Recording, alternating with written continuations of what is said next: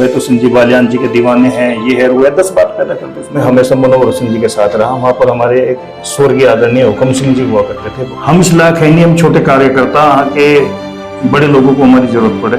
मैं किसी की आलोचना करने में विश्वास नहीं रखता। अभी हम आए हैं समाजवादी पार्टी के वरिष्ठ कार्यकर्ता हारून सिद्दीकी जी के पास में। पिछले कुछ दिनों से ये काफी चर्चाओं में है।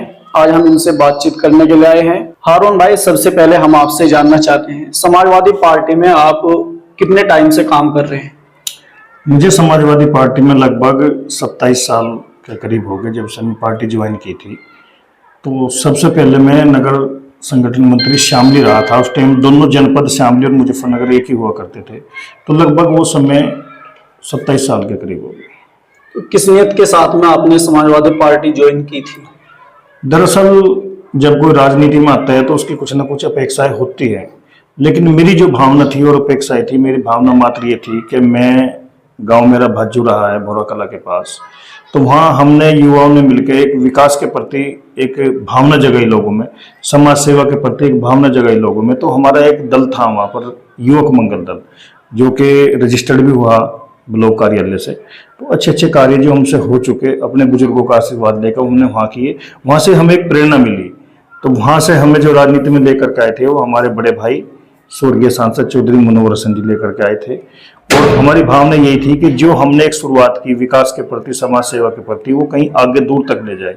और जहाँ तक हमारी सोच थी वो सबसे पहले ये थी कि विकास के साथ साथ जो हमारा समाज है, एक पिछड़ा हुआ समाज है, दबा कुचला समाज है, वो चाहे ग्रामीण क्षेत्र में रहता हो या फिर कहीं शहरी क्षेत्र में हो, तो विकास की दृष्टि से काफी पिछड़ा हुआ समाज है, उसको भी कहीं ना कहीं हम आगे ले जाने का काम करें। बाज्जू से आप कितने टाइम पहले सफीपुर पट्टी में आकर रहने लगे? लगभग 13-14 साल हो गए। 2008 में हम यहाँ पर आए थे। आप समाजवादी पार्टी में पिछले 27 साल से हैं, तो कभी आपने चुनाव लड़ा है? कभी इच्छा भी नहीं रही। क्या कारण है इसका? दरअसल इसका कारण ये है कि जो हमारे सरपरस्त थे, जो राजनीति में लेकर के आए थे, वो मेरे आदर्श भी थे, भाई मनोहर सिंह जी। शायद अगर आज वो इस दुनिया में होते तो मैं कुछ छोटा मोटा चुनाव लड़ पाता, लेकिन उस समय की राजनीति में, राज्य की राजनीति में बहुत अंतर आ चुका। क्योंकि उस समय की राजनीति तो एक कार्यकर्ता के लगनशीलता को देखते हुए, मेहनत को देखते हुए उसे आगे बढ़ाने का काम किया जाता था। आज लोग कार्यकर्ता कम, चापलूस और जय बोलने वाले और झाड़ू मारने वाले, डंडे बिछाने वाले ज्यादा तलाश करते हैं। तो इसलिए मैं कोई चुनाव में मन खट्टा होगा, मैं उसमें बढ़ नहीं पा आगे। अच्छा, वर्तमान में अगर देखा जाए सफीपुर पट्टी आपका एरिया पड़ता है, तो क्या आप कभी सफीपुर पट्टी का चुनाव लड़ना चाहेंगे वर्तमान में?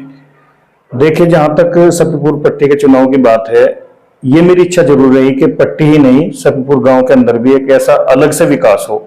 जिस तरह से कस्बे में लोग ये कहते हैं कि भाई अच्छा विकास भी होता है, लाइट की व्यवस्था भी अच्छी भी है, सफाई की व्यवस्था भी अच्छी है, पानी की भी अच्छी है, तो मेरी भी कहीं ना कहीं ये भावना रही कि अगर कुछ मुझे मौका मिले, जहां तक मैं समाजवादी सरकार में पिछली बार कर पाया, काफी संख्या में हेडपंप लगाए, वो खाली सफीपुर पट्टी और नगर में नहीं लगाए बल्कि आसपास के गांव तक भी लगवाए, विद्युतीकरण करा, सड़कें पक्की, जहां आप देख रहे हैं यहाँ कुछ भी नहीं था, सड़कें पक्की कराई। और भी कई सारे काम है जो ऐतिहासिक काम है, जो आम कार्यकर्ता के बस से बात है, लेकिन वो हमारे आदरणीय राष्ट्रीय अध्यक्ष जी का आशीर्वाद है कि उन्होंने मेरे कहने से सभी प्रदेश के चौकीदारों की मानदेय भी बढ़ा।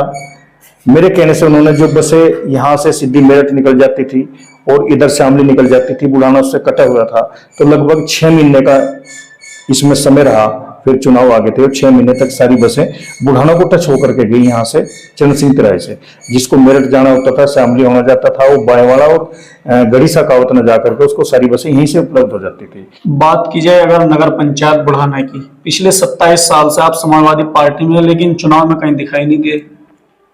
दरअसल राशिद भाई, हम इस लायक है नहीं, हम छोटे कार्यकर्ता, यहाँ के बड़े लोगों को हमारी जरूरत पड़े तो कहीं ना कहीं यूं ही कोई बेवफा नहीं होता, कुछ ना कुछ कारण रहा होगा।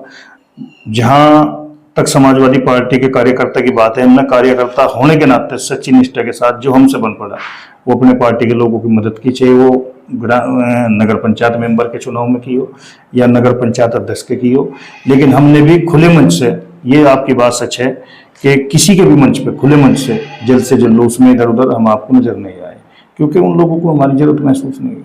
समाजवादी पार्टी में है आप, तो जरूरत तो आपको होनी चाहिए थी ना। समाजवादी पार्टी के सिंबल पे नगर पंचायत बुढ़ाना का चुनाव हुआ, तो वे आपको ना बुला के आप भी तो खुद उनके पास में जा सकते थे ना। राशिद भाई, दरअसल बात एक है, जिंदगी में मुनव्वर हसन जी ने एक ही चीज सिखाई, सम्मान। अगर सम्मान आपके पास बरकरार है तो सब कुछ, यही इंसान की जिंदगी की धरोहर होती है। ये मेरा इतिहास रहा सम्मान के साथ भी, क्योंकि जब मैं गांव बाजू में था तो मैं हमेशा मुनव्वर हसन जी के साथ रहा। वहां पर हमारे एक स्वर्गीय आदरणीय हुकम सिंह जी हुआ करते थे, बहुत ही मशहूर मंत्री रहे, विकास पुरुष रहे, लेकिन आज तक मैं उनके दरवाजे की चौखट नहीं देखी। कहाँ चौखट है, कहानी है, क्योंकि जिसके साथ जुड़ गया आदमी वहां जुड़ना चाहिए सम्मान के साथ। वही काम मेरे यहाँ हुआ। आने के बाद हम आदरणीय प्रमोद त्यागी जी के साथ रहे, लेकिन कुछ लोगों ने हमारे जो पूर्व विधायक थे उनको बरगला दिया, नवाज आलम जी को, कि भाई ये तो प्रमोद त्यागी जी के आदमी है, आपके नहीं, आपके इस चुनाव में काम नहीं किया।